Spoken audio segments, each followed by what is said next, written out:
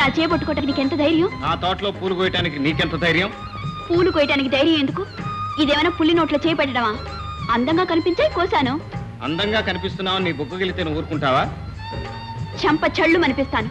పుల్లెమ్మ, నీ బుగ్గలు నీకెంతో, నా తోటలో మొగ్గలు నాకంటే. అన్నయ్య, పువ్వులే కదా, కోసుకునివ్వు. ఇవాళ పూలే కదా అని ఊరుకుంటే రేపు చెట్టే బీకేస్తుందమ్మా. ఇదిగో, అలా చేయాల్సిన కర్మ నాకేం పట్టలేదు. కావాలంటే ఈ తోటని కొనేస్తాను. అలాగా?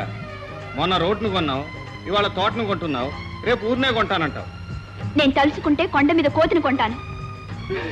అదే నీకు కరెక్ట్. ఓ కోతిని కొనుక్కుని నెత్తినెక్కించుకుని తిరుగు. చెప్పా. చెల్లెమ్మా, కాసిన పూలు కోసుకుని తీసుకెళ్ళి ఇచ్చేయి.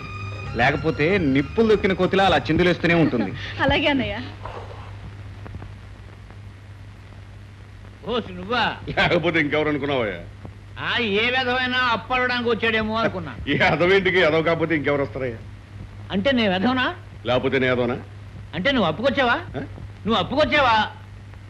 అప్పు కాకపోతే ఏ తప్పుడో నీ దగ్గరికి వస్తాడయ్యా? అంటే అప్పంటే నీకు అర్థం తెలుసు కదా, తిరిగి ఇచ్చేది అని అర్థం. అవును. అమ్మ నీ అమ్మ అంటే నేను నీకు అప్పు తిరిగి ఉన్నానే? నువ్వు ఇచ్చినా నేను ఇవ్వను. ఏ నాకు ఇవ్వ? అంటే అప్పుగా మాత్రం నేను ఇవ్వను. అప్పు కాకపోతే ఉన్నాయి పోయా, నాకు కావాల్సింది డబ్బు. మందుకేగా.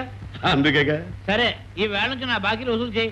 100కి 100 పైసలు తీసుకో. అమ్మ నీ అమ్మ